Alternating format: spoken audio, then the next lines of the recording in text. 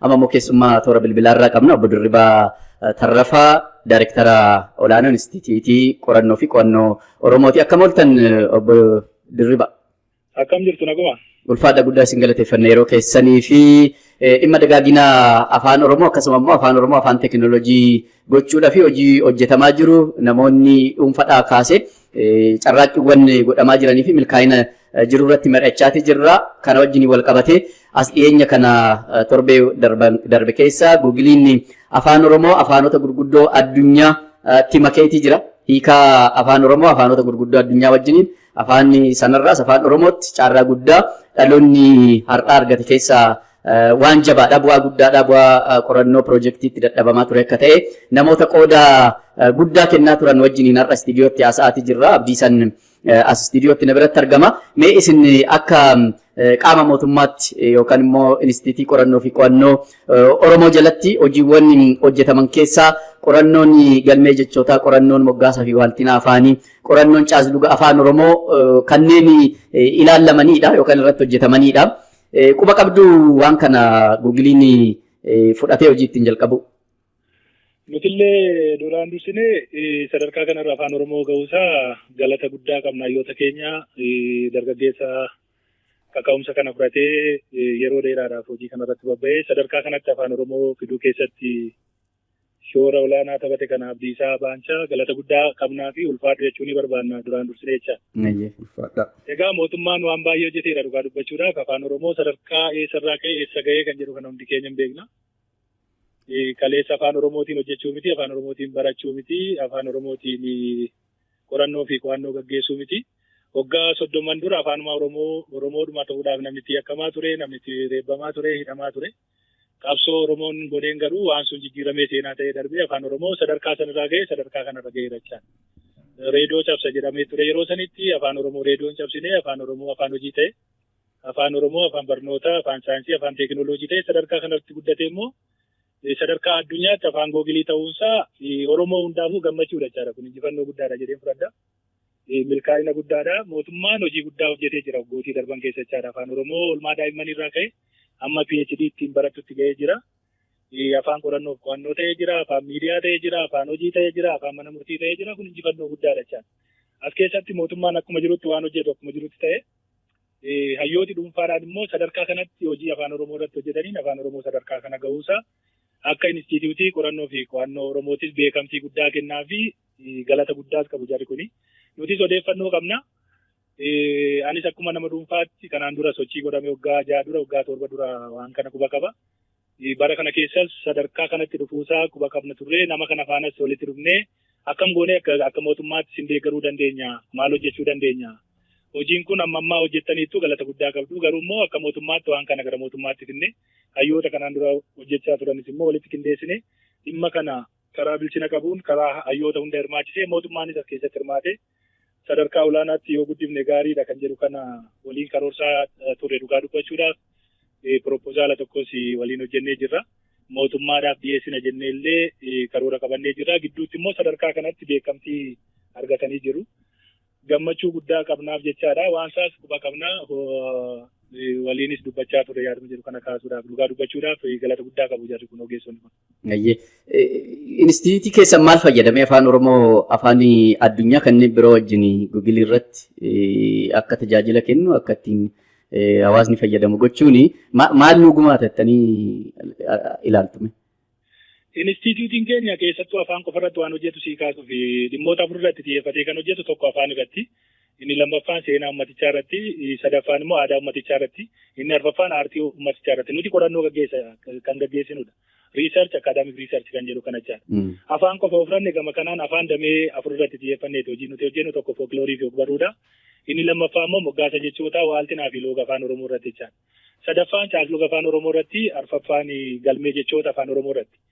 Gama kanaan oo ilaalle keessaayyuu gama waaltinaa fi moggaasa jechootaa yookiin immoo looga afaan Oromoo garaagarummaa looga afaan Oromoo dhibbisuudhaan afaanicha afaan saayinsii fi teekinooloojii taasisuu keessatti gumaachi hojiin ammaa kun qabu afaan Oromoo sadarkaa addunyaatti ol guddatee afaan Googilii ta'uu isaatiin gumaachi inni qabu waa guddaadha. Nuti kan hojjenne isuma kana jechaadha. Afaanicha waalteessuu, afaanicha moggaasuu sadarkaa biyyaatti sadarkaa addunyaatti dorgomaa akka ta'u afaanichi immoo waal ta'ee afaan saayinsii fi teekinooloojii akka ta'u taasisuudha jechaadha kaayyoon keenya inni guddaa iddoo kanatti hojjennu. Gama kanaan deeggarsii fi shoorri gumaachi afaan Oromoo sadarkaa kanatti guddate afaan googilii ta'uunsaa gumaachi inni qabu tokko gama waaltiin afaaniitiin iddoo olaanaa qabachaa. Qorannoo kam keessatti waaltiin afaanii iddoo olaanaa kan qabudha. Qorannoo kamiyyuu haa gaggeessinu barreeffama kam keessatti haa ta'u afaan miidiyaa jennu kanallee ittiin hojjechuu keessatti afaanichi waalteessuu afaanichi afaan saayinsii fi teekinooloojii taasisuu keessatti afaanicha dorgomaa taasisuu keessatti biyya keessattis biyya alaattis jechaadha. Hawaasa hunda biratti afaanichi akka beekamu tajaajila hundaaf afaanichi akka gargaaru taasisuu keessatti faayidaa inni qabu iddoo olaanaadha jechaadha. Gama waaltinaatiin isa ofiran gama moggaasa jechootaatiin isa ofiran galmee jechootaa hojjechuudhaaf illee yoo furanne faayidaa inni qabu tokko lama jennee kan wanni jennu miti. Namoonni biraa qaamni biraa afaan Oromoo kana akka hubatu akka beeku gochuu keessattis gahee inni qabuu fi gumaachi inni qabu iddoo olaanaa jennee fudhachuu dandeenya. Kallattii maraan ilaaluun baay'ee barbaachisaa natti fakkaata. Kana qofa miti namoota afaan Oromoo beekan qofa miti namooti afaan Oromoo illee hin beekne tajaajila afaan kanarraa akka argatan taasisuu keessatti iddoo guddaa qaba. Maaliif afaan kun afaan googilii kana kan jennu afaanota hedduudha gara 100 waan ta'eef. Achi keessa afaan Oromoo isa tokko ta'uunsaa namni biraa namni Fireenchi tokko yookiin namni Ameerikaa yookiin lammii biyya kamiyyuu ta'e biyya Afrikaa keessa isaa jennu Awurooppaa keessa isaa jennu Eeshiyaa keessa isaa jiraatu idduma kamiyyuu haa jiraatu ardii kam afaan kanatti dhimma bahuu ilaalchisee afaan kana baruu ilaalchisee afaan kana gara biraatti jijjiiree tajaajila ittiin argachuu ilaalchisee faayidaa inni qabuu fi gumaachi inni qabu iddoo olaanaadha jechuudha. Gama hojii uumuutiinis olaallee faayidaa inni qabu tokko lama jennee kan ibsinu miti maaliif afaan addunyaa yoo ta'e gama kanaan namoota achirratti hojjetan hedduudha hayyoota achirratti hojjetan hedduudha as keessatti namoonni carraa hojii argachuudhaaf illee faayidaa inni qabu guddaadha waan ta'eef gumaachisaa tokko lama jennee kan ibsinu miti dhugaa dubbachuudhaaf jecha. Ayyee waan jabaadha. Hojii kana keessatti egaa dadhabbii bu'aa bahii hedduun akka ture abdii isaan nu kaasaati ture dhuunfaadhaan akka dararamuu dhiibbaa jajjaboon akka isa quunnamaa ture nu kaasatii ture. Gaaffii guddaa ni jalqaba Googiliin gaafate jechoota miliyoona tokko kaasaa fidaa akka jedhu ture. Kanammoo jiddugala qorannoo afaaniis namoota hojii afaan irratti hojjetanis gaafadhe rakkoo guddaa kan nuti ta'e kanaadha jedhamee hojiin isin kanaan dura hojjechaa turtanii fi amma hojjechuu caalmatti hin xumuramneedha. Ammallee hojii bal'aan akka eeggatudha kan abdii sanis nu kaasaa ture. Abdii sammee waan itti dabaltuu fi akka gaafitittis mootummaanis waan isin gargaaru qabu waan hojjechuu qabu asumaan obbo Dirribaadhaaf akka gaafittis waliin hojjechuudhaafis waan ta'a jette kaasuu dandeessa. Obbo Dirribaan ulfaadhaa jedhaati akkuma isaan kaasan wal arginee dhimma kana irratti yeroo 2-3 mari'anneerra xiqqoo akka hubannoo toluuf jecha faayidaa irratti odoo an kaasaa jiru isaan seenanii wantoonni isaan kaasan sirrii ta'eeti yeroo ammaa addunyaan ganda tokko ta'uu deemti yeroo ammaa addunyaan ganda tokko ta'uu deemti jechuun giloobaalaayizeeshinii waan jedhamu jira addunyaa tana Ameerikaa taa'ii Itoophiyaa Afrikaa taa'ii Eeshiyaa biyya Arabaa taa'ii bakka kamiinuu tajaajila wal fakkaataa saffisa wal fakkaataa fi tajaajila qulqullina qabu uumuudhaaf jechuudha. Warri kaapitaalizimii yookiin immoo warri dinagdeedhaan badhaadha halkanii guyyaa hojjechaa jiru. Marsaalee hawaasaa keessatti marsaalee hawaasaa gurguddaan dhaabbilee akka Googilii, Feesbuukii kaayyoo isaanii guddaan giloobaalaayizeeshinii kana milkeessuuf jechuudha. Kana jechuun giloobaalaayizeeshinii kana milkeessuuf yeroo jedhamu karooratu jira. Karoora jiru kana keessaa afaan eenyummaadha jenneerra ka'umsa irratti nama cimaa ta'e nama eenyummaa cimaa qabu nama eenyummaa isaa gara fuulduraatti itti haafuufu jedhamee yaadamutu ganda kana keessa dhufa malee warra kaawwaa harcaasuuf deemu jechuudha. Kana jechuun afaan 6,000 oltu jira. Afaan 6,000 ol jiru kana keessa afaan 3,500 ol hin du'a jedhameera waggaa 10 dhuftu kana keessatti jechuudha. Even Itoophiyaa keessattuu afaan 45 ol yoo kanatti du'a jedhamee riisarchiin tokko torban dhiyeenya kana faca'aa ture. Kana jechuun saba cimatu saba waan ofii qabate saba jabaateetu waan ofii qabatee itti dabalamaadha. Taargetiin afaan Googilii walitti qabaaruuf jechuudha. Saba hojii jajjabaa hojjete eenyummaa isaa aadaa isaa safuu isaa amma deengadda Googiliin gadhiisa miti afaan Oromoo nuti damee hindii jala jirra. Damee hindii sabriijinii jedhamee jechuudha. Damee hindii irratti walgahii hirmaadheera. Damee hindii walgahii hirmaadhe san keessatti daarishiiniin kaa'ame amma addunyaa dabalamtanii uummanni Oromoo baga gammaddan. Aadaa safuu sirna waan harkaa qabdan amma Googilii irratti ol guurachuuf of qopheessaa caasaa ijaarii jedhame. Caasaa ijaarii jedhame san bakka buutuu Afrikaatti darbe ajajni sun. Bakka buutuu Afrikaa ammoo sa'aatii tokko ol waliin fudhannee walgahii erga teennee booda amma kunoo agarsiisa Afrikaatti jira. Agarsiisa Afrikaatti irratti illee aadaa Afrikaa irratti illee affeeramaa jira jechuudha. Kana kan jedhuu fi wanti gara Dirribaatiif akka gaafiitti yookiin immoo yaadaatitti kaasuuf ta'u afaan kun addunyaan tuni warra teekinooloojii dabalame qofa wajjin tankaarfataa irratti warra kaan of keessa harcaafteet afaan keenya dabalanne odoo dabalachuu baanne jechuudha. Yookiin afaan Amaaraa, yookiin afaan Ingiliffaa, yookiin afaan Arabiffaa fudhannee dabalamna. Isaan warra of danda'eeti duraanuu achitti aadaaf safuu isaa kaawwatee jiruu fi waan ofii dabalateeru waan ta'eef gaafa isaanii dabalamtu eenyummaan kee dhiiftee dabalamta waan taateef gaafa ati hin jirre eenyummaan kee hin jiru jechuudha. Afaan Oromoo dabaluu jechaan akka afaan hojii goonee qofa ilaalamuu qabu eenyummaa saba kanaa dhaloota dhufuu faana takka gara fuulduraatti akka tankaarfachiifnetti hubatamuun barbaachisaa jechuudha. Kun ijoo yeroo ammaa afaanota gurguddoo keessaa filataa araniif illee kana waan ta'eef jechuudha. Obbo Dirribaan fa'aa maal isin gargaara? Wanni afumaa inni hojii hojjetamu qabu. Asirratti wanti kaasaa arsaniif jechuudha. Gara teekinooloojiitiin ilaalchi haganaa erga jiraate giddugalli isaanii immoo adda durummaa waan kana warra fudhataa jirudha waan ta'eef qophaa'ummaan isaanii maali? Amma fakkeenya aadaa keessan waan keessa hundaa ol galchaa afaan keessan sirnaan ol galchaa jedhamne qophaa'ummaan waajjira saniif maali? Amma yeroo asiin dura deddeebi'aa turretti haalonni mija'aan akka hin jirre inumaayyuu hatattamaan afaanichi gadi ba'aa jira waan ta'eef hatattamaan deeggarsa hatattamaa irraa barbaada jedhee ni jarjarsaa ture biiroo jechuudha.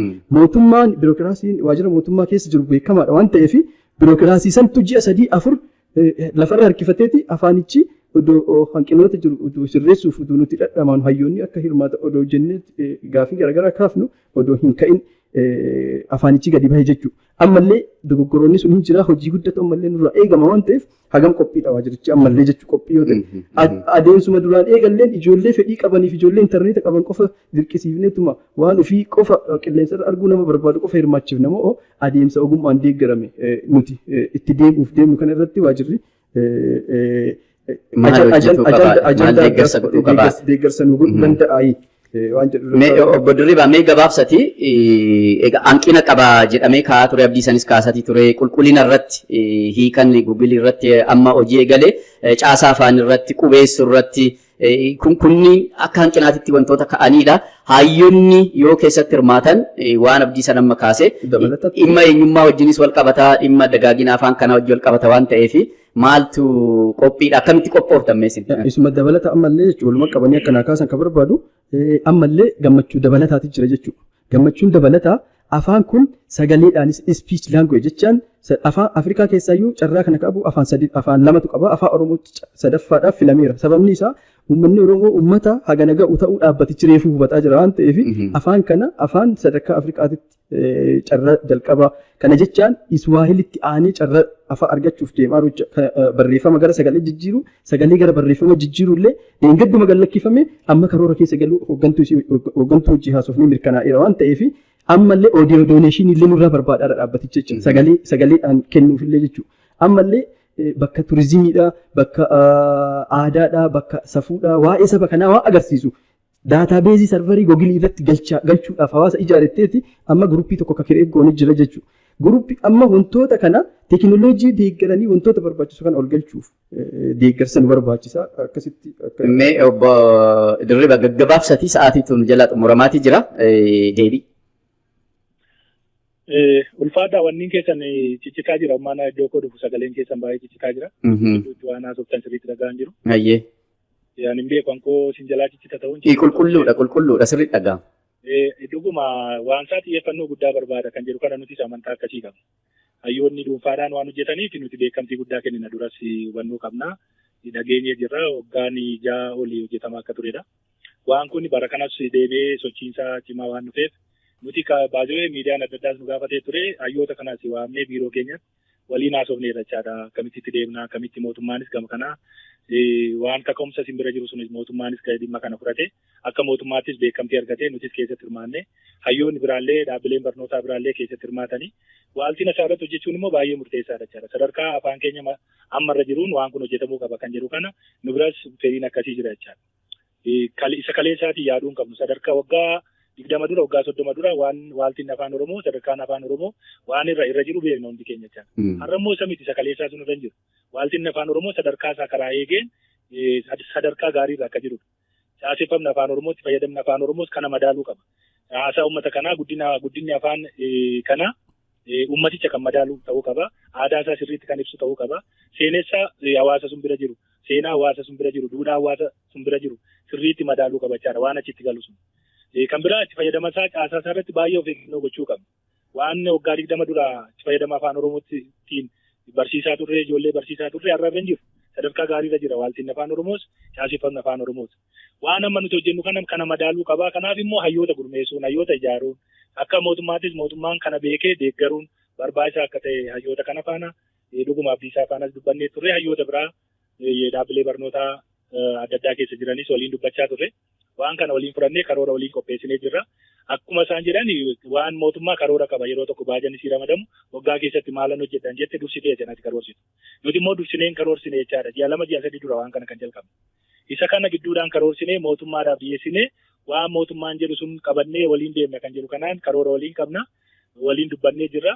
Kana gidduutti waan kun sadarkaa kanarra gaheera jedhamee kan labsamee gammachuunis kan ibsame. Gammachuun jiru sun akkuma jirutti taa'uunsaa gaariidha. Waan jiru sana immoo waliin karoorsinee akkuma jalqabneetti kaka'umsa guddaa qaba, fedhii guddaa qaba. Mootummaan naannoo Oromiyaa kan inni hundaa'e kaayyoonsaa qabsoonsaa inni guddaan dhimma Oromooti, aadaa Oromooti, afaan Oromooti, seenaa Oromooti. Aadaan Oromoon jiru taanaan kamiyyuu jiraachuu hin danda'u.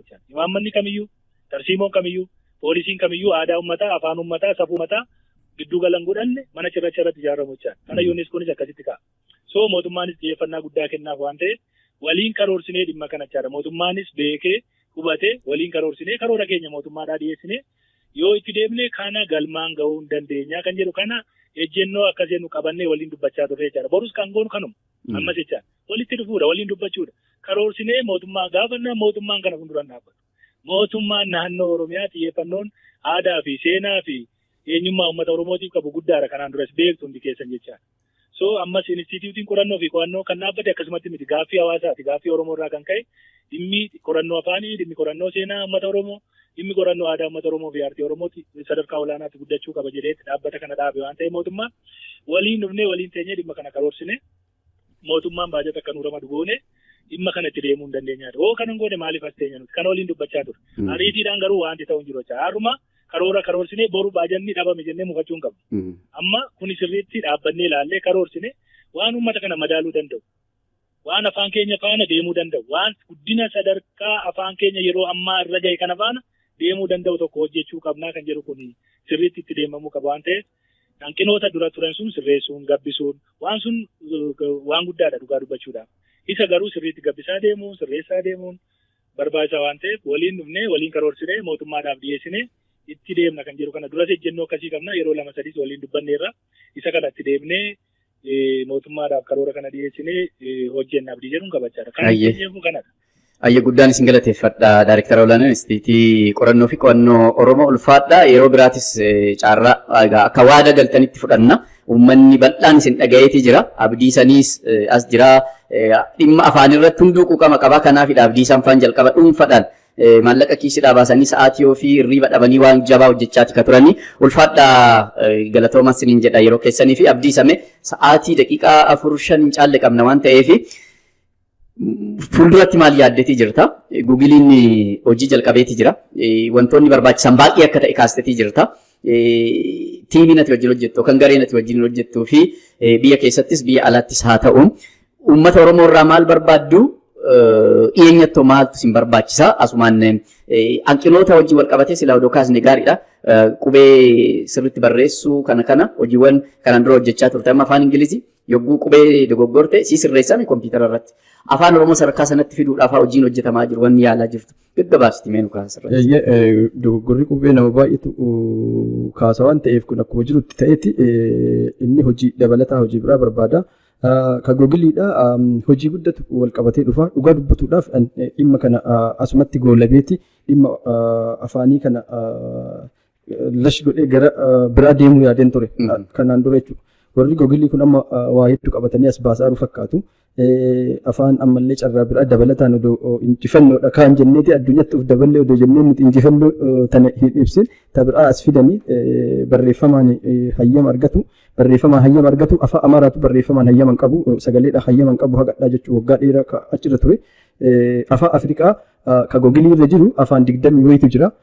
Afaanota Afrikaa afaan 2000 oltu jira Afrikaa keessa. Afaan 2000 olii keessa afaan 20 wayitu jira. Afaan Oromoo dabalateeti sanuu jechuudha.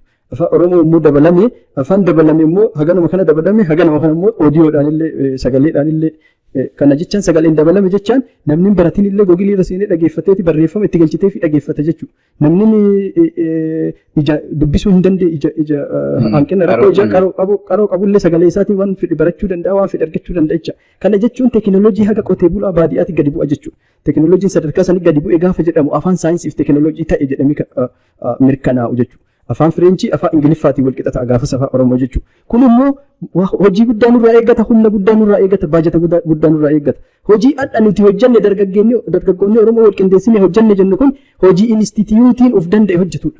Hojii inistituutiin baajata miliyoona hedduun baasee hojjetu waan ta'eef hojii sadarkaa sanitti hin hojjetamin nuti immoo cabsuu qabna jennee cabsinee jechuudha. Waliin taane bahaa kaaba kibba odoo hin jedhin odoo garaagarummaa siyaasaa garaagarummaa naannoo odoo ilaalin dargaggeessi keenya wal waamne milkeessinee waan ta'eef kun injifannoo ijoolleen Oromoo deeggarsa eenyu malee jalqabanii xumuran akka ta'etti nu wadha jechuudha. Ayyee abdiisaa waan baay'ee kaasuu dandeenya turre sa'aatiin nu daangessa qophii biraatu jira waan ta'eef amma kaasuu dandeenyu kaasnee jirra yaada. Yeroo biraatis dhimma afaanii wajjiniin OBN waan bal'aa hojjetaara waan ta'eef yeroo biraatis itti deebinee ilaaluu dandeenya. Bal'inaan kophaatti immoo dhimma Google qofa irratti xiyyeeffannee sadarkaa inni irra gahee maaltu hojjetamuu akka qabu uummatarraa maaltu eegamaa mootummaarraa hayyootarraa qoonni dhufuu qabu maali ka jedhu yeroo biraatis ilaalla jedheetiin abdadhaa waan bal'aa nu kaastee hojii guddaa hojjechaati jirta 83 irratti Oromoon si galateeffachaati jira. Abdiisaan gootaa waan jabaa hojjeteeti jira galatoomii nu jiraadhu ka jedhu ergaa baay'eedha kan dhufaatii jiru. Anis guddaan si galateeffadha yeroo dhiphaarraa akka ta'e nu kaasati turte dhimmuma kana wajjin wal qabatee dhiyeenyattis walgayiiwwan adda addaa sadarkaa Afrikaatti sadarkaa addunyaatiitti hojii dhimma kana wajjin wal qabatu akka qabdu nu kaasati turte guddaan si galateeffadha jabaadhu horii bulin jedha. Ulfaadhaa galatooma. Dhaggeeffattoota keenya qophii qartus kanumaan xumurra horaa deebanna.